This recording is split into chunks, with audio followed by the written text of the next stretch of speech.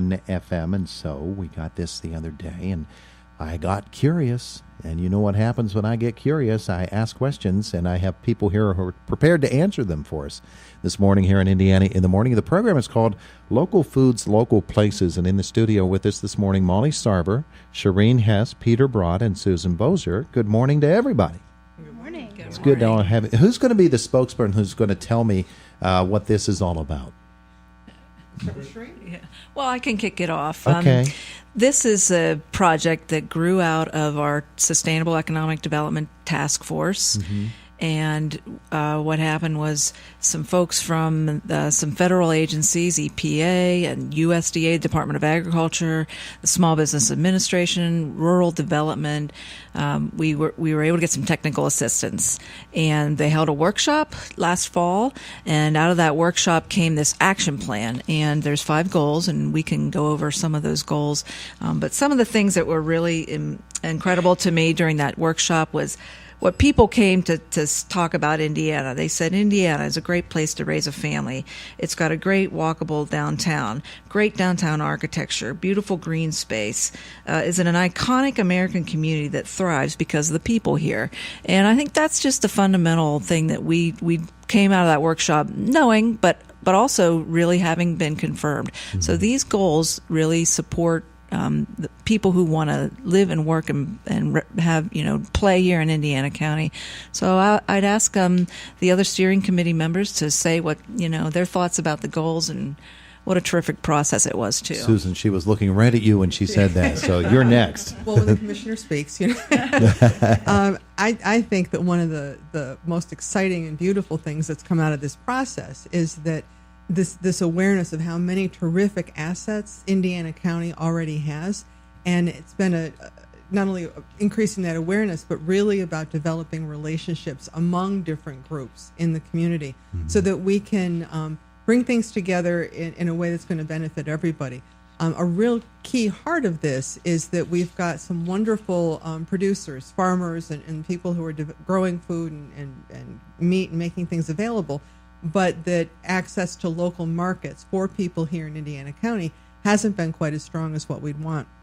And that there's a way that we can make these things more available while also building on the beauty and the history of our downtown.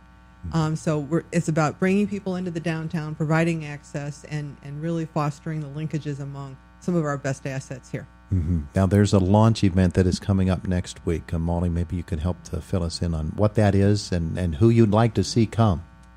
Well, at this launch event, we'd like to see anyone who's interested in trying to connect agriculture and produce to the need for food in this area. There's a bit of a food desert that occurs in some places in Indiana where people have don't have access to fresh produce. So trying to coordinate getting fresh local produce into the mouths of people in the downtown is kind of our goal there.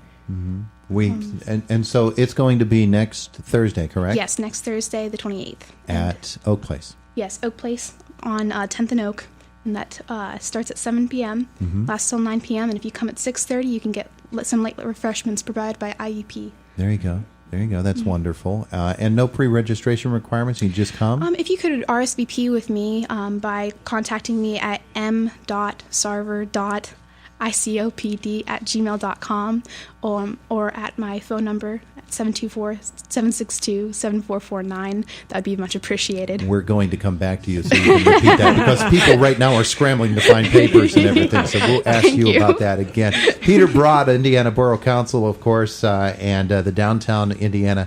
It's a vibrant place. It is thriving. And this is really an interesting event to bring, isn't it? Yes. I was excited when we got this grant, thanks to Susan's good work.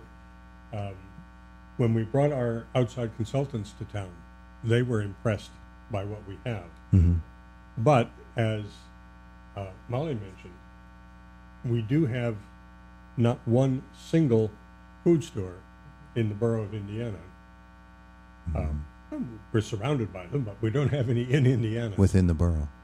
When they were here was in the waning days of the short-lived food co-op, which was seen as a hopeful way of connecting local farmers with an ability to sell produce all year round. But it was undercapitalized and opened too soon, and it just did not work.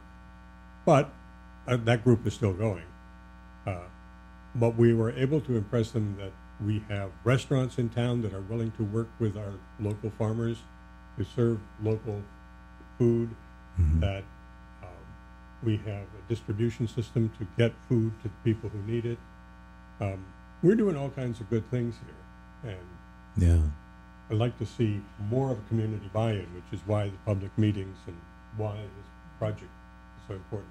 Well, it's interesting you use the word connect, and that's what's going on. There's a disconnect right now because we have the resources, we have the people who need the resources. Right. Linking them together is how it's all going to come together and work. Absolutely. All right, so this event coming up next week is going to help us to understand that. Shireen Hess, let's bring you back in a little bit, and the sustainable economy movement is what actually gave birth to this particular not only event but initiative within Indiana County that continues to make a difference around the county. Well, I think so. Not only are we looking with this project to support increased food access and make people aware of the resources and talk about collaborative relationships. But we've also, out of that has grown the solar co-op. That's another project that's come out of this. But, this is we're talking about downtown Indiana for this particular project, but we really do extend it out to the entire county because that's where the producers are, is in the rest of the county. And we know there's a gap there. We know we need to get our producers who are working hard and have this food available. We want to get more involvement from them. We need to hear their ideas.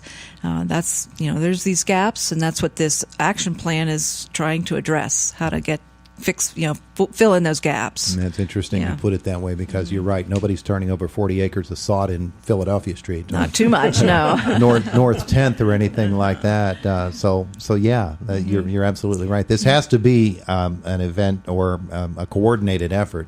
And putting that coordination together, I guess, is what next Thursday's event will help to do. Yes. Mm-hmm. Terrific. Susan Bozer, anything else you want to add to what's been said here this morning? Yeah, I want to mention that in addition to providing outlets for local producers and giving access to food, what this particular project about and the larger Sustainable Economic Development Group is about is really providing new opportunities for entrepreneurs here in Indiana. And so if there's anybody who has even interest, if you've not been involved in this before, you don't even know much about it, but if you're interested in becoming a part or seeing what kind of entrepreneurial opportunities are available, we really want to encourage people to come.